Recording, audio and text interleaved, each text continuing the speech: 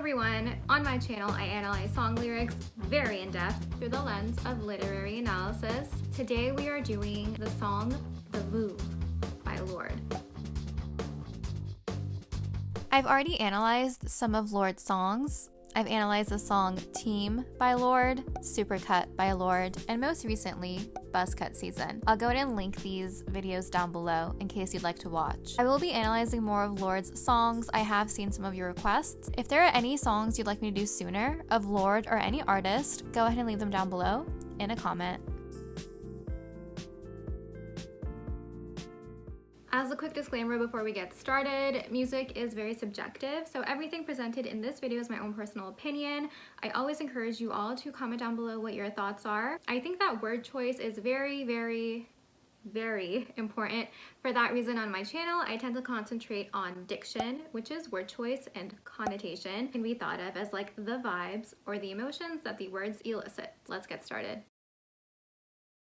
The Louvre is a very popular museum in Paris. It has a very rich history, and it's where the Mona Lisa is displayed, which is, I would argue, one of the most recognizable works of art. The Louvre is the world's largest art museum. It's considered a historic monument located in Paris, France. And like I mentioned, it is best known for being the home of the Mona Lisa. It is a very popular tourist destination. For example, in 2019, the Louvre received 9.6 million visitors, making it the most visited museum in the world. So this is a big deal. This is very important to the song because the Louvre is the most popular museum, right? And Lorde is saying that this relationship she's singing about is worthy of the Louvre.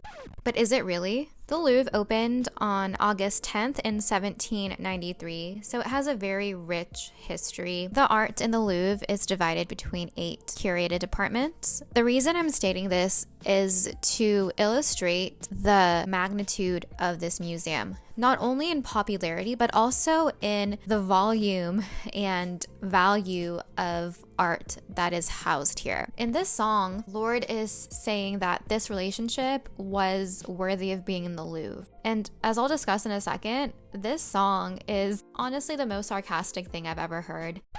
And I mean that in a very good way. This song has a lot of sarcastic undertones, which I honestly appreciate. I enjoy a little bit of sass and sarcasm in my music. This song is called The Louvre, right? Without knowing any context about the contents of the song, you're like, oh, this is very interesting. The Louvre has a lot of like high value items. It has like the best works of art in the world. Subconsciously, you might be preparing yourself for a discussion about something that is a work of art. But as we get into the lyrics, we're gonna realize that that's not necessarily the case. While I do enjoy sarcasm and sass, it is kind of sad because it's about a relationship. Verse 1. Well, summer slipped us underneath her tongue. Our days and nights are perfumed with obsession. Half of my wardrobe is on your bedroom floor. Use our eyes, throw our hands overboard. The first line is really interesting to me. The fact that it starts with the word well. I would imagine her like sighing before this, like, well. Right before she started singing this, I felt like she had to release some emotion and tension because whatever she's gonna sing about is a lot. You don't start a neutral sentence with the word well. Kind of like a feeling of defeat a little bit is how I feel about that word. I feel as though we are entering this narrative from the side. Let me explain. This is the beginning of the song, but the fact that she's starting this whole song with the word well, it's like so many things just happened that we weren't made aware of. Now we're being told the rest of the story. It kind of has an edge to it a little bit. I really like this vibe. It makes me feel like I'm jumping into the action. Like, well what? Well what? The word well just makes me feel some type of way. Let me know if you agree or not down below. Summer slipped us underneath her tongue. Summer is a season, but it is being personified here. Personification is a literary device. It's when human qualities are given to something that is not human. This can be giving human qualities to an inanimate object, like describing a rock as having human qualities, or it can be in relation to other things. For example, in this instance, a season is being personified. The season of summer is given human qualities. It is consuming something underneath her tongue, and there's also a pronoun associated with the season of summer, her. This makes the season seem alive. Sometimes personification can be whimsical, but in this instance, it is contributing to a feeling of unbalance. And I will borrow a word Lorde uses later in the song. It gives this a kind of supernatural feeling as well. I think this is a sort of foreshadow of what's to come. We have personification of the setting in a way. I would argue the season of summer is part of the setting. I really enjoy it when artists personify the settings. I talked about this in my lyric analysis of Summertime Sadness by Lana Del Rey, Somewhere Only We Know by the band Keen, and I touched upon it a little bit in my analysis of the song Boston by Augustana. I'll link those down below if you'd like to watch. It really adds another layer to everything, and since this is the setting, it's like a background, it's ever present, right? Which means that whatever vibe this personification is giving off is always lingering in the background, and it's important to always keep it in mind. To me, the protagonist of the song, protagonist just means the main character, is talking to her love interest. Summer here serves many purposes. It's giving us context clues. We know that the story occurred during the summer, but it's also giving us a clue about the dynamic in this situation. This season did something to them. This is referring to taking something like medication sublingually, which means under your tongue. Sublingual is Latin for under the tongue. This refers to taking medications by placing it under your tongue and waiting for it to dissolve. This will allow the medication to diffuse into the blood through the tissues that are under the tongue. There are certain substances that can be taken through this route of administration, some recreational and some medicinal. And the reason I bring this up is because there is unbalance throughout this song, in my opinion, and some recreational substances alter your state of mind, which is something I believe is happening a little bit in this song. I'm going to discuss it when we get to the word obsession. I feel that the protagonist is having her mind altered just by the dynamic in this relationship. A few things I want to point out about taking medicine under the tongue. First of all, not every type of medication can be taken like this. It has to be the appropriate type, but the medications that are made to be taken sublingually work faster because they diffuse directly into your body. They don't have to go through your digestive system, and usually they're more potent. The fact that this season of summer is consuming the protagonist and her love interest, you can view it as these two lovers being like a recreational substance, and that is something that is not good for you. It's dangerous. That's one way to view it. You can also view this as the season of summer being nourished by them. Maybe these two lovers are actually something that's medicinal and they're being taken by this season for nourishment. That has more of a sinister vibe to it, but that's one way to interpret it. In my videos, I do try to provide different avenues of thought, so you can take that with you and come to your own conclusions. There are many ways to interpret this first line. What I find to be the most significant is the fact that the protagonist and her love interest are ceasing to exist and they are being consumed by the season. This season was not one that was good for them. It's one that ate them up. Certain substances, recreational or medicinal, they're going to change your body chemistry. Certain ones may alter your state of mind. It's almost as if this season of summer consumed the protagonist and her romantic partner. And it consumed them in a very dramatic way, in my opinion, because it took them sublingually. When you take something under your tongue, it's gonna dissolve. So Lorde and her love interest are dissolving. That's very intense. And when something dissolves, there's gonna be nothing left of them. The word slipped makes this seem like a mysterious thing. You slip something under the table. It gives me personally a feeling of mystery. I love this first line so much because it tells us so many things. It's setting up the dynamic of this summer. They were consumed by the season. I do think that there is a lot of unbalance present throughout this song because of this first line, and also, as we'll see throughout the song, the word obsession is used, supernatural. There's a lot of passion that was felt during this summer romance, but I think that it was a very unbalanced sort of dynamic. Our days and nights are perfumed with obsession. The word perfumed to me is very interesting. They smell really great. However, usually there are artificial chemicals that help create that scent. It's not 100% pure, usually. There are chemicals in the air. First, we had this image of something dissolving. When something dissolves, it starts as a bigger sort of thing and then it gets smaller and smaller and then it becomes nothing. It's like a shrinking of some sort. Here I have the word perfume, which perfume is a gas made up of a lot of small particles in the air that disperse and diffuse outward. To me, that sort of movement is very interesting. That's how I'm viewing it. The juxtaposition. Juxtaposition is when things are placed side by side for the purpose of comparison. Particles getting smaller and smaller and smaller, being juxtaposed in the next line with perfume, which when you spray it in one corner of the room, it's going to diffuse and spread out throughout the room. It's like an image of something getting smaller in the first line juxtaposed with the image of something spreading out in the second line, which I really enjoy. I think that's really, really cool. I don't know if that was intentional or not, but it is giving me a lot of vibes.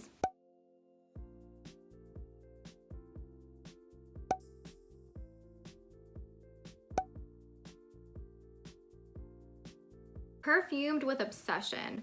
Obsession is an unbalanced state. Being obsessed with something means that you are very attuned to that thing at a level that is greater than normal. When you're obsessed with something, that thing preoccupies your mind. It can get out of hand. And this obsession is in a bottle. It's being sprayed everywhere. Obsession is in the air. There is just like stuff brewing here and you're breathing it in. It's becoming part of your being and part of your body, like physiologically. It's like you can't escape this obsession because you're breathing in the air, and anywhere you spray it, it's going to disperse throughout the whole room. There is no escape from what is about to occur during the summer. Saying that this is occurring during their days and their nights, usually I would associate like passion and perhaps obsession with like the nighttime, but no, it's like happening 24/7 for this protagonist. Half of my wardrobe is on your bedroom floor. Now we have confirmation that this is a romantic relationship. They're being intimate with one another. There's a lot of passion involved. I don't think that the protagonist was wearing a lot of layers and it's just like layers and layers and layers of things, and that's why half of wardrobe was on the floor. I think she was wearing a normal amount of clothing. I think half of my wardrobe on your bedroom floor is an image that is a summation of everything they've done that summer. You know, in movies there's like montages of things. If you were to visualize this as a montage of her throwing her clothes on the ground every time that they were together, if you just pretend that she never picked them up, then half of her wardrobe would be on that floor. That is telling us how many times they were together. They were together a lot. I personally think that's what this is referring to. Use our eyes, throw our hands overboard. When it says use our eyes, I think it's referring to looking at each other with passion, like taking in each other, using their eyes to communicate, to really know one another, to study each other. There is obsession in the air though, so I don't know how pure this is. When it says throw our hands overboard, I think this means that they're letting their eyes guide what they want to do with their hands. They're not thinking, just seeing, feeling, and then doing. When she's referring to hands, again, it's just referring to them being intimate and discovering one another. It's driven by the passion and the obsession. There's no logic in this scenario. This last line to me is just showing that they're really allowing their feelings to overtake them. Verse 2. I am your sweetheart, psychopathic crush. Drink up your movements. Still I can't get enough. I overthink your punctuation use. Not my fault, just a thing that my mind do. So hard for me to read this and not sing it. Don't worry, I'm not gonna subject anyone to my singing. I am your sweetheart, psychopathic crush. Okay, it reminds me of a song I analyzed by Lorde, Supercut. I'll go ahead and link it down below if you're interested. In Supercut, there's a lyric that said, I'll be your quiet afternoon crush. In Supercut, I talked about how having a crush on someone, being in a relationship with someone, and being someone's like true love, they're all different things. To me, it's interesting the word crush is being used again here. There are a few qualifiers in front of the word crush, so let's go ahead and discuss that. I am your sweetheart, psychopathic crush.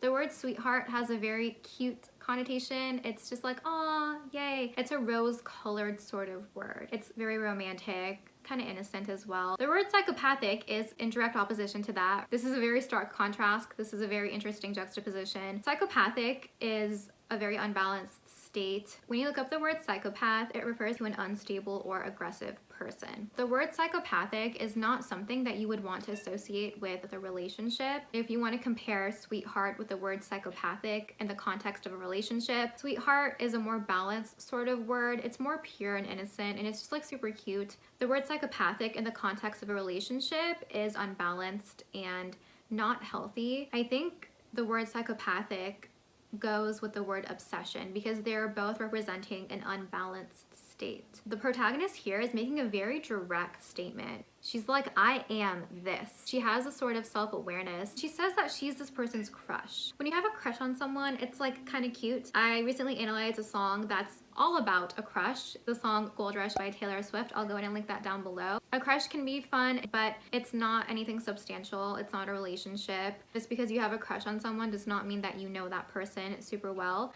which is the premise of the song Gold Rush. So being someone's crush is not anything like of value, really. When you're someone's crush, I get more of a temporary feeling from that. Like it's not gonna last. Which again goes with this whole vibe of like passion and mystery and obsession. The vibe of this song is reminding me of the song Summertime Sadness by Lana Del Rey. In that song, I kept saying that it's like something is brewing, something is brewing. I find myself wanting to say that over and over here as well. This song is not as intense and it's not as somber as Summertime Sadness, but I think they both have an underlying sort of unbalance lingering in the background. And she's calling herself psychopathic. She is calling herself like violent. She is both things at the same time. I think she's feeling opposite emotions at the same time. She is morphing into these different sorts of energies, which is very interesting. A constant state of flux, a constant state of movement in this romantic situation. And she's saying that she is the other person's. She's like, I am your this, I'm yours. Again, this feeds into the feeling of obsession. Drink up your movements, still I can't get enough. When you drink something, you consume it. There's a lot of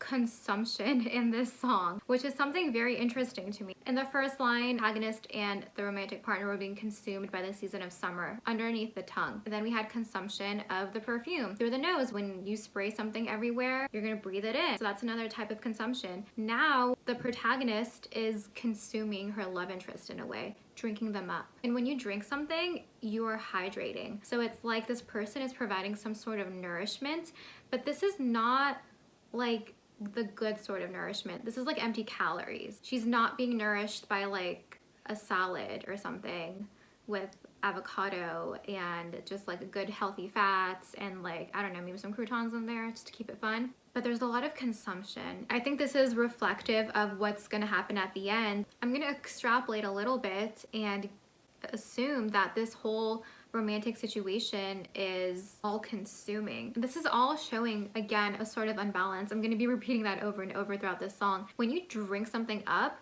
to me, it's like you're drinking something very fast. If you actually look up the phrase drink up, every single definition I found says that drink up means to drink something completely, to finish your drink completely, to not really leave anything behind. So this connotes a feeling of urgency. It kind of feels like a feeling of force a little bit, like drink up, hurry up, let's go, we're late. Maybe doing something that you don't necessarily want to do, but you feel like you have to do, or you're being urged to do. This again is a feeling of unbalance and uneasiness. For me, I think that the protagonist is being urged to drink up her love interest by the obsession in the air. There are like forces at play here, right? And they're causing the protagonist to act a certain way and to think a certain way.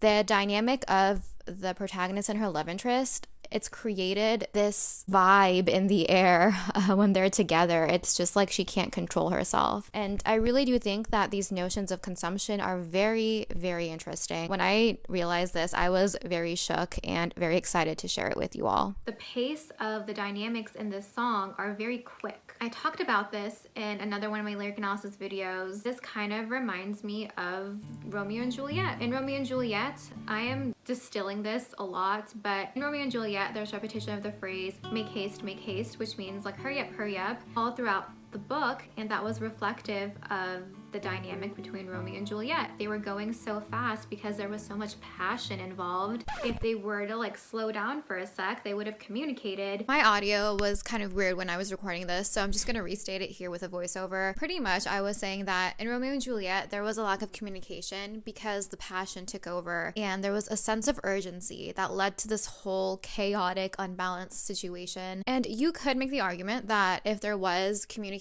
if Romeo and Juliet slowed down for a sec and just took a breath, maybe it would not have ended in tragedy. Maybe Romeo would have known that Juliet wasn't actually dead and that she was in fact fake dead, So then, you know, like they could have just stayed alive potentially.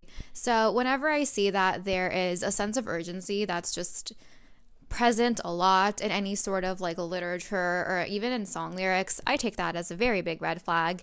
And I don't know, y'all, let's just all be chill, right? You need some time to like think through things. Right? So whenever I get the sense that things are moving fast in a song, that to me is a very big red flag, and it's a very somber sort of foreshadow. She's drinking him up. There's obsession. It's just like this. It's not anything that has a stable foundation. Also very interesting to me that the types of consumption that are occurring, this is being very, very analytical, but I noticed this and I think it's significant. So I'm going to share it with you. The types of consumption that's occurring, they're all just like very little particles. It's all liquids or gases. There's no like solid food consumption here. Under your tongue when things are being consumed, it's dissolving, so the particles are becoming smaller. A gas particles, they're dispersing. Then we have drinking liquid. The atoms, which are the building blocks of a liquid, they're not super close together. They're kind of further apart. This is kind of like a scientific way to view this, but... Okay, so we're going to do a mini science lesson here. Pretend we're in chemistry class for just a second. So this here is showing states of matter. We have a solid, a liquid, and a gas. I wanted to visually show you all what I meant, so hopefully this will provide some more clarity. As you can see on the furthest right, we have a representation of a gas. Gas molecules are far apart.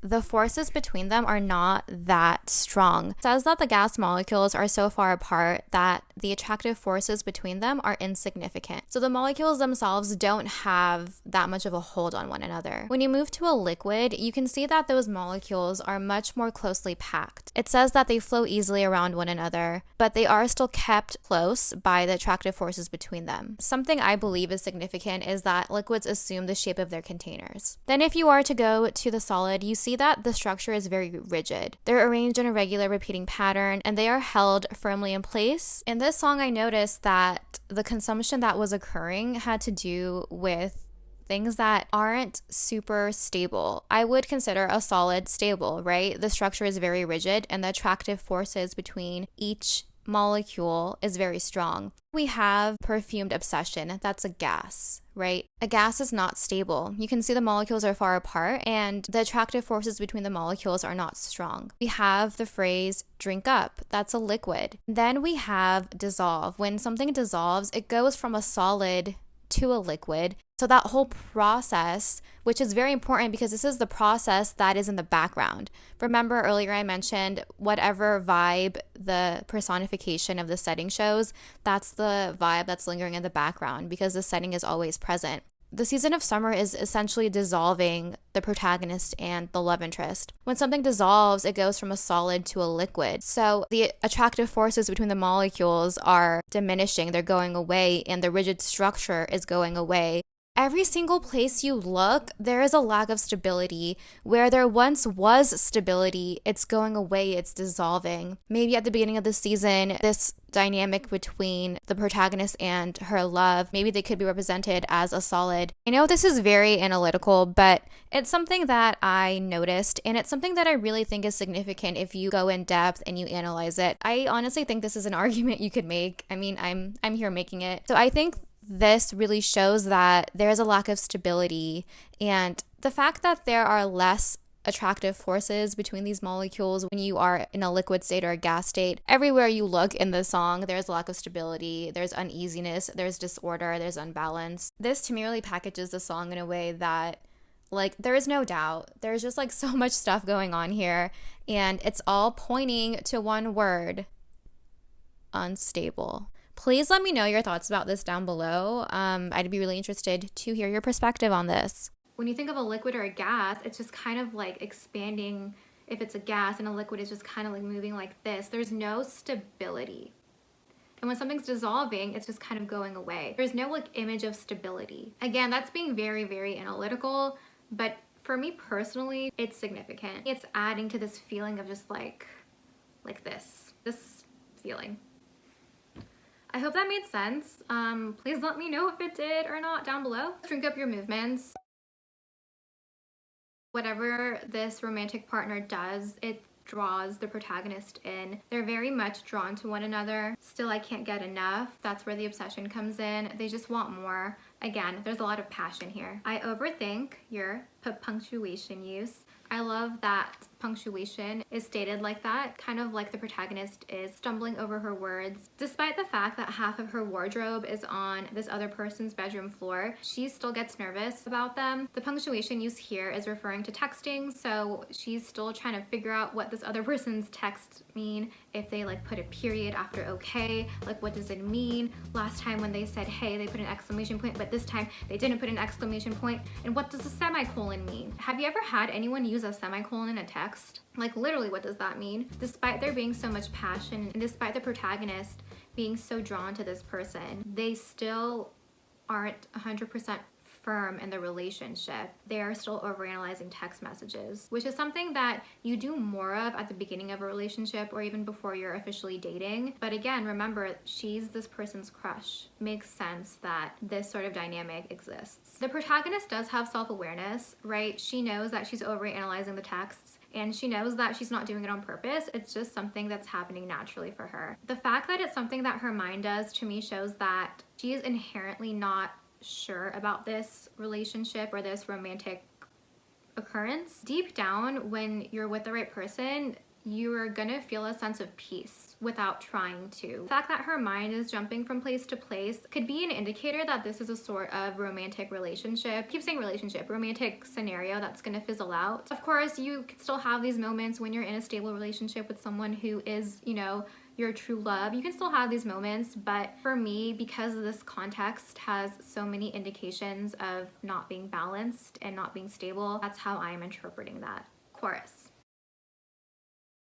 A rush at the beginning, I get caught up just for a minute, but lover, you're the one to blame. All that you're doing, can you hear the violence? Megaphone to my chest, broadcast the boom, boom, boom, boom, and make them all dance to it. A rush at the beginning, I get caught up just for a minute. A rush at the beginning is referring to the rush at the beginning of a new relationship. There's a lot of butterflies in your stomach, a lot of adrenaline. Always fun at the beginning, right? I get caught up just for a minute. Again, she does have self-awareness here. She got caught up in this whirlwind romance. She's saying just for a minute. I don't know if I trust the protagonist here if she only got caught up for a minute, because the first line says that essentially she and her romantic partner were consumed and dissolved by the season. So I think she got caught up for more than a minute. She was caught up in this long enough for her to kind of disappear in a way. The fact that they were dissolved by the season could just refer to her sense of self being gone. A lot of times when you're in these sort of dynamics where you're so into the other person in an unhealthy way, you lose your sense of self because you become obsessed with the other person. You reorient your life around them, and this happens without you realizing it sometimes. When you do that and when there's obsession everywhere and when there's so much passion, it can lead to you just creating your own world with the other person, but that's not a healthy dynamic. So I think that could be what's being referred to at the beginning, where they were kind of like consumed by the season. The relationship was consumed by the season and it ceased to exist, but also personally, I think the protagonist was kind of just caught up in this whirlwind long enough for her to like not be okay. But lover, you're the one to blame all that you're doing. So she's like, I know I was caught up in this, but it's your fault. You're the one who did this because you're so cool, right? It's your fault I'm drawn to you like this. This is a very interesting dynamic. I think that the protagonist is so powerless in the situation because they're so drawn to that other person that they're like, it's not my fault. It's like, I can't help it. It's your fault. It's your fault for being so attractive. When she says, can you hear the violence? Megaphone to my chest. I just wanted to insert a picture of what a megaphone looks like in case you weren't sure. This is like a heavy duty thing, right? This is really going to amplify whatever noise there is. Megaphones are used when you want a very large group of people to hear something. So what the protagonist is expressing here is very intense. This isn't like just raising your voice. This is like broadcasting something to a very large group of people. She's referring to her her heartbeat. The love interest is making her heartbeat so fast because, you know, they like them, so they're nervous around them and there's passion. That's why the protagonist's heart is beating so fast, and it's beating loudly too. I also want to state that a lot of times when you're anxious, your heart beats faster and you think it beats louder as well. I do think it's possible that there is some anxiety that has resulted from this dynamic just because of all of the unbalance and the quick pace that everything is moving. But the protagonist's heart is beating loudly and fast. She kind of wants everyone to know about it. She's like, you did this, let everyone hear it. I want everyone to know what you did to me. Bring the megaphone here. I'm not hiding anything. This is proof. This is evidence, right? Listen to my heart. This is evidence of what you're doing to me. I have data to back up my claim. She's saying that you caused a physiological change to occur in me. You're why my heart is beating in this way. And here, let me not only let you hear it, but let's get a megaphone and let's let everyone hear it. It's all your fault. She's using the word violence to describe what's going on in her chest. Connotation is not positive, right? It's like a war is going on. When there's a war or a fight or a battle, it can lead to injuries and fatalities. Again, not balanced, not healthy, not stable. This rush resulted in violence. This obsession resulted in violence. And this is an internal sort of violence, which is kind of devastating. It's reflective of the protagonist's emotional state and maybe even down the line spiritual and like mental state. This is a very consuming sort of romantic encounter. Broadcast the boom, boom, boom, boom and make them all dance to it. Again, I think that's a protagonist wanting everyone to know that like, I wasn't like this before. This person did this to me. Here, I can prove it. Here, like listen to my heart, listen to the violence that this person created inside of me. When she says make them all dance to it, it's kind of sinister to me. And sinister is a word I used a lot when I was analyzing the song Summertime Sadness, and also when I was analyzing Chemtrails Over the Country Club by Lana Del Rey. I'll link everything down below in case you want to watch. But making other people dance to a state of unbalance, a state of uneasiness that you're feeling, to me is kind of sinister. It's kind of, because when you're feeling down or sad or angry, you can choose to subject other people to it, or you can decide to not subject people to that, to keep it to yourself. And when I say subject others to it, I'm not talking about confiding in someone, venting to someone.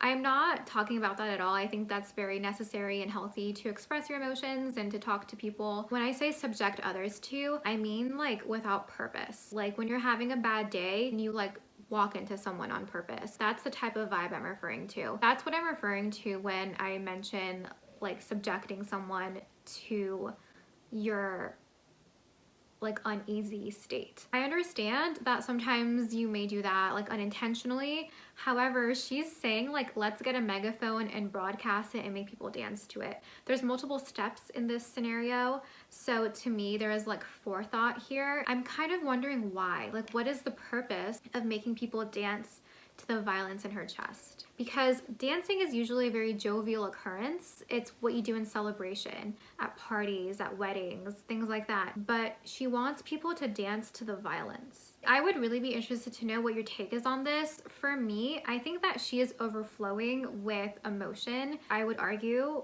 that emotion is not super positive, and she kind of doesn't know what to do with herself. Everything has a price, and when you engage in a relationship dynamic that is so passionate and unbalanced and obsessive, something has got to give. Oftentimes you're hurt very deeply by these sort of dynamics, and I think it's overflowing out of the protagonist, and she's like, I want everyone to witness this and everyone to like exist in it, to dance in it, because I'm experiencing it. I don't know if she realizes she's suffering yet. So far, she's recognizing that there's violence within her. She knows that something is not right, but I think the problem is that she's in too deep. She's gone in too far. She can't really back out, so she wants to bring everyone else in on it and to dance, so she's not alone in the situation. The fact that the protagonist wants to make people dance to something is very interesting, because when I analyzed the song Team by Lorde, I talked about how there was dancing in that song when it says dancing around the lies we tell, dancing around big eyes as well. I talked about how that sort of dancing was not celebratory. Usually dancing is a jovial occurrence. You do it at parties, you do it in celebration. But I discussed how in Team that dancing was like forced dancing, like dancing to distract yourself from the truth, kind of dancing like puppets, like you had to keep up a facade for your own like self-preservation purposes. So it was a dancing that was not genuine. And now she wants to make people dance here. So far, with the songs I've analyzed in Lorde, I'm noticing a pattern that she uses dancing,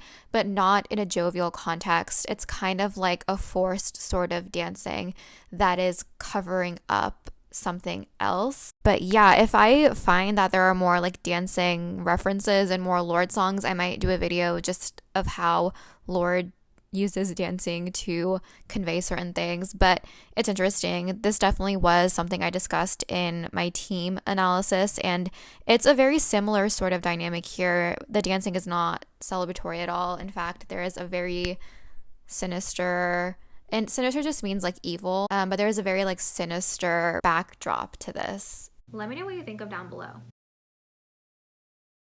Verse 3 is repetition of broadcast the boom, boom, boom, boom, and make them all dance to it.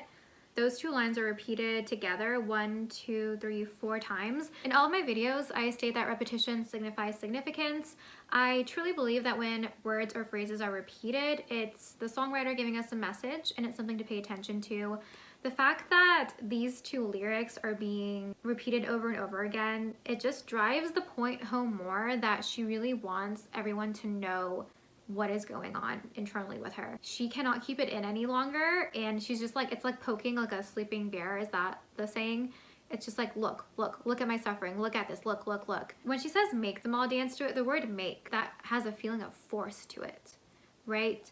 I don't know who she wants to dance to it. I think it's just a kind of ambiguous sort of like collective them, but she is kind of being like overtaken, which is exactly the word I used in my summertime sadness analysis. She's being overtaken by this sort of like obsessive emotional thing. This is the fallout from that. Verse 4.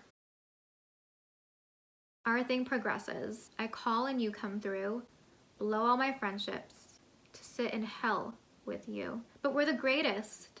They'll hang us in the Louvre, down the back, but who cares? Still the Louvre. Okay, I know that you are not my type. Still I fall. I'm just the sucker who let you fill her mind. But what about love? Nothing wrong with it. Supernatural. Just moving close to me. Closer.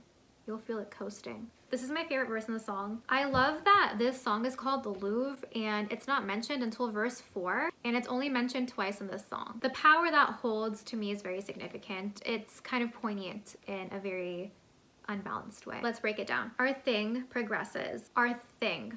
The word thing says a lot. It's not a relationship, it's just a thing, right? It's not anything of value. It's not anything of substance. It progresses. I call and you come through.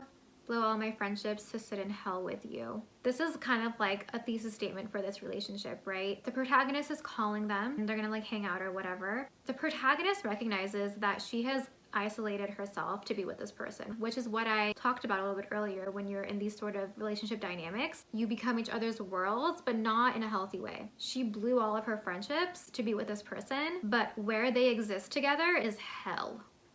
Okay, hell is not a romantic getaway, right? It is not a cute summer fling location. She's in hell with this person. And I'm gonna talk about passion again. Passion is often associated with like a burning flame, with fire. I've talked about fire imagery a lot in a lot of songs. I'll list them down below for you if you're interested to see how that imagery plays out in some songs. One of those songs is Summertime Sadness, so it's very interesting. But fire imagery can be positive or it can be destructive and negative. Here, the passion kind of had its own life. The reason I'm bringing in fire imagery is because of the word hell. There's like fire in hell, hellfire. Kind of like you've burned all of your bridges. To her friends, she's burned all those bridges. She has nowhere to be except where she is with her partner. It's hell where they are. and she can't leave hell because all of the bridges to her friends to get help, they're all burned.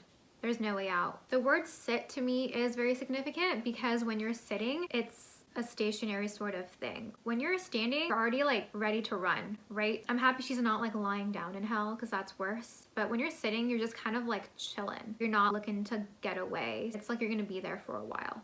But we're the greatest. They'll hang us in the Louvre.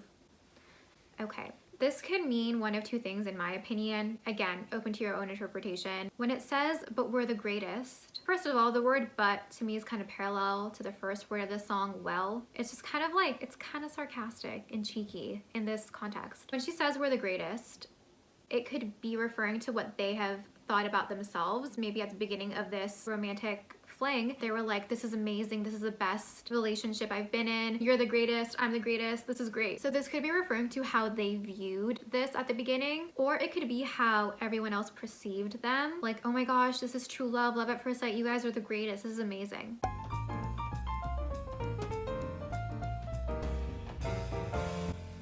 So either they thought or others thought that they were so great as a couple, that they were a work of art. And not just any work of art. They're not the work of art you put on your fridge. They're a work of art that exists in the Louvre, where the Mona Lisa is, where all of the great pieces of art exist. The #1 tourist destination in the world. Our relationship was so grand and artistic and just so tasteful, right? It's in the Louvre. That's where it's meant to be. It's meant to be seen by others. People are gonna come flock to this location to view our relationship. They wanna study it, they wanna look at it, they wanna take pictures. People wanna look at us. Art majors wanna write an essay about us, right? Because that's how great our dynamic was. It's kind of like putting yourself on a pedestal. But again, there is a bit of self-awareness in this song because right after, it's kind of that tongue-in-cheek sort of thing where she says, down the back, but who cares? Still the Louvre. They're not going to be front and center. They're not going to be placed next to the Mona Lisa. They're going to be down the back where people are probably going to pass them by. I imagine them being like around the corner where like no one really knows that corner exists unless they're like looking for the bathroom and they accidentally make a wrong turn. That's where this metaphorical piece of art that is their relationship would be. To me, this is a very profound thing. From the outside looking in, it looks like the most ornate, beautiful piece of art. It's in the Louvre, right? But when you ask for more details, you're like, okay, that's great, but like, where is it? Is it next to the Mona Lisa? Is it next to, I don't really know any other pieces of art. And she's like, no, it's actually like in a really random corner. It's that sort of dynamic where you build yourself up based on not lies, but just based on things that aren't stable and that aren't pure. You're putting on a show, but when you dig deeper, either other people dig deeper or you yourself dig deeper, you realize that it's fickle and it's hollow. The foundation is not strong. This relationship was built on quicksand. This piece of art is not something that can be displayed in the Louvre. Maybe it's on someone's desk that works there. You're taking like the clout of the Louvre. It's misrepresenting the relationship. And again, this could be the protagonist doing this and then realizing it, or it could be the way that they presented their relationship to the outside world. Kind of like how social media is. Everyone posts pictures of the most grand things, but you don't know what's going on in the background. A lot of things that appear very ornate and very just stable and beautiful are actually very hollow. That is the dynamic that's being expressed here, in my opinion. This relationship dynamic was nothing of substance. It was hollow. When something is hollow, it means that there's nothing in the inside, right? So maybe it was this very beautiful box that you give a present in, and it's like a very elaborate and ornate thing. Like this present box is very beautiful, and when you open the box, it's empty. Or better yet, when you open the box, there is like a $5 coupon to the dollar store. Nothing wrong with the dollar store, but the inside does not match the outer appearance. Okay, I know that you are not my type, still I fall. I'm just a sucker who let you fill her mind. But what about love? Again, she has self-awareness, which makes me feel kind of bad because when a person has this much self-awareness and they still get caught up in this obsessive, passionate sort of relationship dynamic, It's kind of heartbreaking. This can happen. You can get stuck in the whirlwind without meaning to. She knew that this person wasn't her type, but she fell for them. She really thought that they were in love. She's calling herself a sucker who let you fill her mind. From her perspective, the other person is the one that did this to her. It's their fault, right? They're the one who made them believe in this. So she's alluding to a sort of manipulation. This does not sound like a healthy relationship dynamic at all. And when you feel like a sucker, you feel like a loser, you feel like someone who's naive and who was taken advantage of. I'm definitely empathizing with the protagonist here in this instance. That's very sad. But what about love? To me, it seems like the protagonist really believed that she was in love. A whirlwind love at first sight scenario. But as she got deeper into this fling, she realized that she's been bamboozled. The promises were empty. The discussions they had in broad daylight outside was actually pillow talk. Nothing was as it seemed to her. Nothing wrong with it. Supernatural. Just move in close to me, closer. You'll feel it coasting. This to me is interesting because it seems like she had a flip. Right before this, she's like, I was a sucker, you manipulated me, like, no, right? Like, I want to get away from this. That's the vibe I get. But now she's like, there's nothing wrong with it. There's, of course, many ways to interpret this, but for me, I imagine her existing in this like relationship with lots of like dark clouds around her, and she had an epiphany. So she has like a force field that is keeping these clouds at bay, and there's like an aura of like cute sunlight around her. As soon as she has this realization that she was like manipulated or whatever, the clouds are coming in again, and she's like, you know what? There's nothing wrong with it. It's a supernatural thing. Supernatural refers to something attributed to a force beyond scientific understanding or the laws of nature. Either she's reframing this dynamic in her mind, or she is being convinced that she's wrong, but there is like a reframing here where she's like, you know what? It doesn't matter that I feel like I'm in hell with you. This is just a different sort of relationship. It's supernatural. Our relationship can't be defined by the metrics that everyone else defines their relationships. Our relationship may not seem healthy to other people, but our relationship is supernatural. It cannot be explained by the laws of nature. It can't be defined using their rules. It's like me and you versus the world, baby. This is our relationship. It's supernatural. They don't understand it. Reframing this dynamic in a way that justifies her staying in it, or her mind is being filled again by this other person. I'd be interested to know what your take is on this. I definitely think there's a lot of different vantage points present here. To me, it's kind of like she's switching. The passion is overtaking her again, and she's just kind of consumed by it. They're spraying that perfume again, right? It diffused out the window, but they're spraying it again in that room, and they're closing the window. So she's having a change of perspective here. Just move in close to me, closer, you'll feel it coasting. I think she's talking to her partner. She's like, just come closer to me, closer to me. The closer you get to me, it'll be easier. When I hear the word coasting, I think of just like skateboarding or rollerblading like this. It's just a chill vibe. You know, to me, the word coasting just signifies smooth sailing sort of vibe. So she's like, you know what? There's nothing wrong with it. It's fine. As the closer we are together, you and me versus the world, the easier it'll be. In essence, she's making their world smaller and smaller. She already burned the bridges to her friends. She's already in hell, but she's like, let's stick together in this hell. Then it'll be easier. That's how I'm interpreting this. This is not good. I really want the protagonist to just like leave the situation and go heal, but as of right now, that's not really happening. Then we have repetition of the chorus and repetition of verse 3. The last verse is a repeated verse. It's verse 3. It's the one that had the repeated lyrics of broadcast the boom, boom, boom, boom, and make them all dance to it.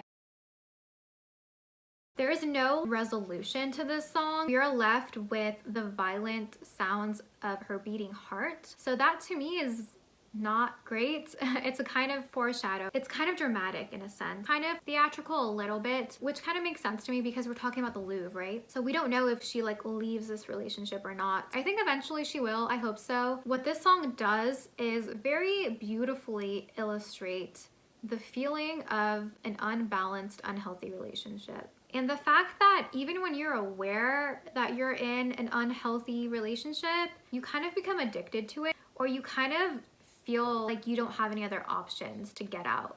She is aware that she messed up her relationship with her friends, so her partner is all that she has, and sometimes it's scary to be alone. Sometimes some people choose to be with a person who's not good for them instead of the alternative, which is to be alone. Because when you're alone, you don't have anyone else to depend on, and you're alone with your thoughts, and you have to reflect on them. If you are just getting out of a very toxic dynamic, your thoughts are not going to be super fun.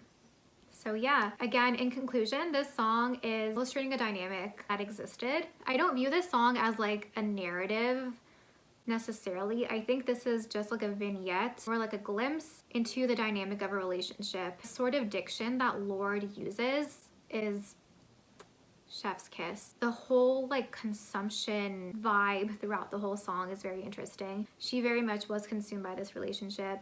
This summer fling was not a healthy one. It was a very like toxic thing. At the end, she seemed to want to stay in that relationship because she's like, it's fine, it's supernatural. It's just like, it's interesting. And the fact that we're left with the boom, boom, boom, boom shows me that her heart is still beating in violence. If she would have left the situation, her heart would be like beating at a normal like beats per minute vibe. But the fact that we are left with the boom, boom, boom, boom shows that the violence is still there and she's still in that dynamic. Let me know what your thoughts are down below. Let's discuss this. Please make sure to like this video if you enjoyed it and subscribe if you haven't already, if you want. Thank you so much for watching. I really do appreciate it, and I hope you have a great rest of your day.